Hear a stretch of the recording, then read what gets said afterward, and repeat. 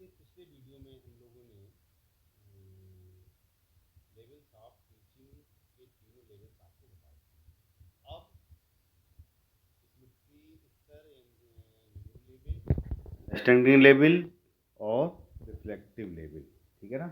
तो तीनों स्तर आप लोगों को बताए थे। अब आज हम स्टार्ट करते हैं मेमोरी लेवल कि आखिर स्मृति स्तर है क्या, स्मृति स्तर में किस प्रकार से बच्चे को स्टडी कराई जाती है। तो देखिए, स्मृति स्तर के शिक्षण में 5 प्रमुख बिंदुओं को लिया जाता है। सबसे पहला है लर्निंग, और दूसरा है धारणा यानी अधिगम, दूसरा धारणा, तीसरा पुनर्स्मरण यानी रिकॉल, चौथा पुनर्पहचान रिकॉग्नाइजेशन, और पांचवा पुनरुत्पादन रिप्रोडक्शन, ठीक है ना। तो सबसे पहला है अधिगम, लर्निंग। लर्निंग का मतलब होता है कि बच्चे को उन चीज़ों को रटा देना, उन चीज़ों को सिखा देना, ठीक है ना। उस पर बहुत डिटेल में नहीं जाना है आप लोगों को, केवल और केवल रटा भर देना है। रटाने के बाद आपको जैसे कोई फार्मूले हैं, a+b का होल स्क्वायर का फार्मूला है, a+b की होल क्यूब का फार्मूला है, 2 की टेबल है, 6 की टेबल है, 8 की टेबल है, ठीक है ना। तो ये सारी के सारी चीज़ें बच्चे को रटी होनी चाहिए। 1 से लेके 10 तक के संख्याओं का वर्ग है, तो जैसे कभी कभार आ जाता है कि 9 का वर्ग 81, तो बच्चे को वहाँ बहुत सारे कैलकुलेशन करने की आवश्यकता नहीं होती। सीधे सीधे उस चीज़ को जो रटी हुई होती है, जो लर्निंग में उसकी होती है, उस चीज़ को वह एकदम से बता देता है कि ये 9 का स्क्वायर मीन्स 81, 7 का स्क्वायर मीन्स 49, 15 का स्क्वायर मीन्स 225, ठीक है ना। ऐसे ही जैसे a+b का होल स्क्वायर, a+b के होल स्क्वायर से संबंधित कोई क्वेश्चन आता है तो बच्चे को a+b का होल स्क्वायर पहले से रटा है, यानी उसकी लर्निंग उसने कर रखी है, a² + b² + 2ab। उसके बाद है धारणा। धारणा का मतलब होता है कि बच्चे ने उस चीज़ को धारण कर रखा है, यानी कि जो चीज़ रटी हुई है वह उसके पास है, चाहे a+b का होल स्क्वायर है, a+b के होल क्यूब हो, है ना, 2 की टेबल हो, या बहुत सारे जो भी फार्मूलेज आप यूज कर रहे हैं वह सभी उसकी धारणा में हैं। उसके बाद पुनर्स्मरण। पुनर्स्मरण का मतलब है रिकॉल से। जैसे आपने कोई फार्मूला बच्चों को रटाया और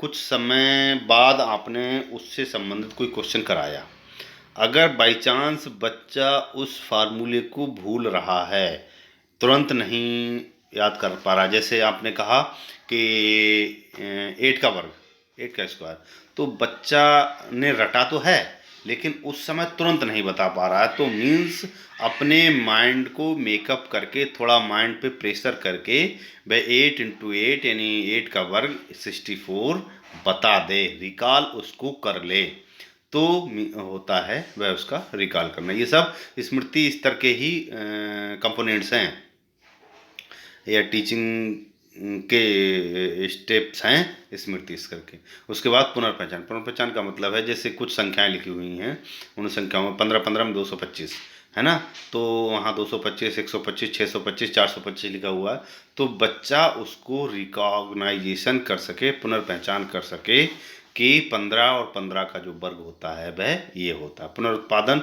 मीन्स अगर बाई चांस किसी परिस्थिति से बच्चा भूल रहा है तो वह 15 और 15 का वर्ग फिर से बता सके कि 15 × 15 ये होता है, ठीक है ना। तो ये जो पांचों पॉइंट हैं, इन पांचों पॉइंटों की सहायता से स्मृति स्तर का वो कंपोनेंट चलता है। स्मृति स्तर की विशेषताएं, स्मृति स्तर का शिक्षण विचारहीन होता है। विचारहीन का मतलब ये है, इसलिए विचारहीन होता है क्योंकि इसमें रटने की प्रवृत्ति पे ज़्यादा जोर दिया जाता है। छात्र बिना समझे या बिना विचार किए तथ्य, सूचना और सिद्धांतों को रटते हैं। समझने की आवश्यकता नहीं होती है, जो टीचर ने बता दिया, जो लेवल उन्होंने बता दिया, उसके अकॉर्डिंग बच्चे उसको रट लेते हैं। इसी प्रकार से शिक्षक व छात्र के बीच किसी प्रकार की अंतर प्रक्रिया नहीं होती। क्यों नहीं होती है? क्योंकि टीचर ने कहा 2 का पहाड़ा रटो, लिख के दे दिया, बच्चे रट रहे हैं, ठीक है ना।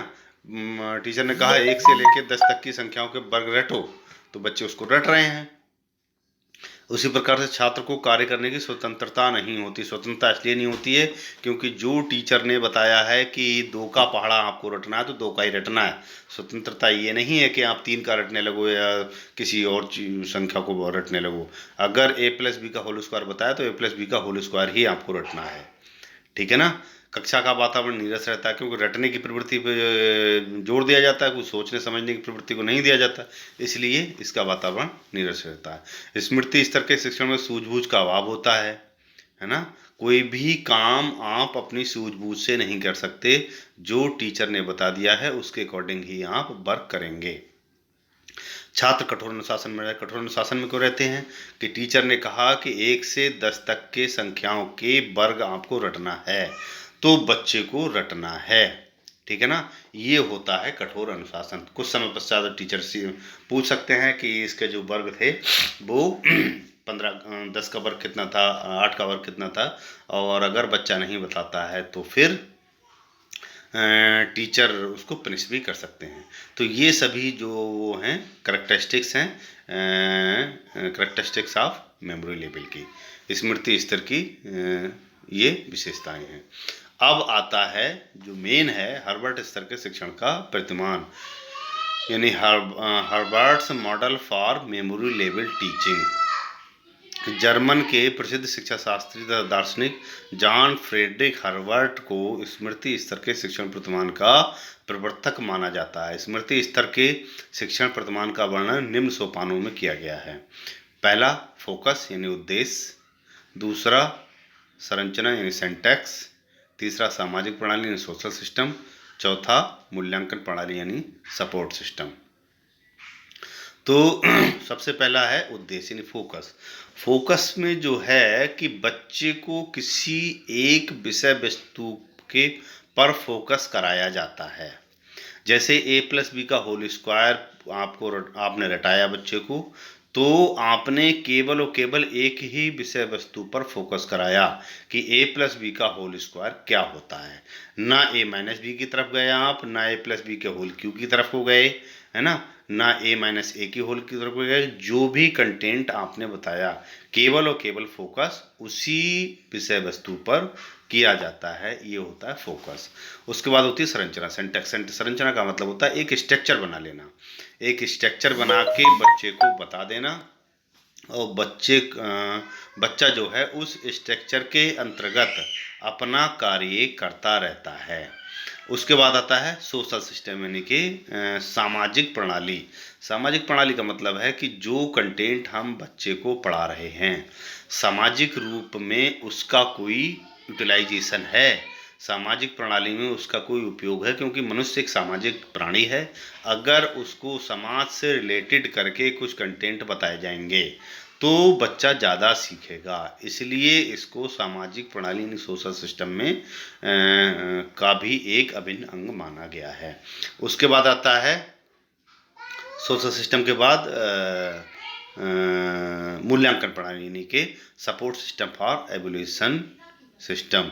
सपोर्ट सिस्टम का मतलब होता है कि जो एवोल्यूशन सिस्टम है, जो बच्चे को ऑब्जेक्ट दिया यानी फोकस दिया, अपने सिंटैक्स दिया, सोशल सिस्टम दिया, इन पूरे सिस्टम को एवोलेट करना या फिर सपोर्ट करना, ये मूल्यांकन प्रणाली के अंतर्गत आता है। तो हार्वर्ड ने जो स्मृति स्तर का शिक्षण प्रतिमान दिया था जिसमें फोकस, सिंटैक्स, सोशल सिस्टम और सपोर्ट सिस्टम 4 बिंदु दिए गए थे, इन चारों बिंदुओं के अंतर्गत बच्चा किस प्रकार से स्टडी करता है।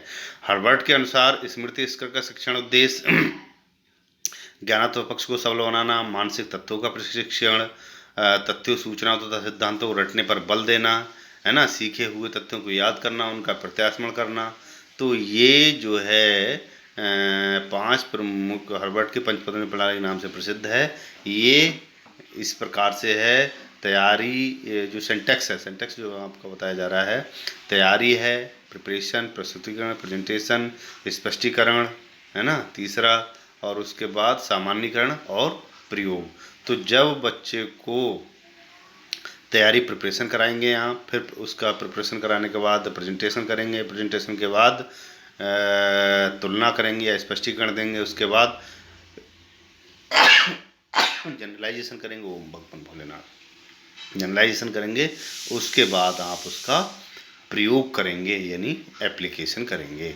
तो ये सबका सब पूरा जो सिस्टम है स्मृति स्तर के हार्वर्ड का जो प्रणाली है या हार्वर्ड का स्मृति स्तर का प्रतिमान है उसके अंतर्गत आता है। नेक्स्ट वीडियो में आप इनके मेरिट्स और डीमेरिट्स तो आप खुद ही लिख सकते हैं कि स्मृति स्तर के शिक्षण प्रतिमान के क्या मेरिट्स हैं क्या डीमेरिट्स हैं। नेक्स्ट वीडियो में हम चर्चा करेंगे बोध स्तर के शिक्षण प्रतिमान की। तब तक के लिए घर पे रहिए, स्वस्थ रहिए और नियमित अध्ययन करते रहिए। धन्यवाद।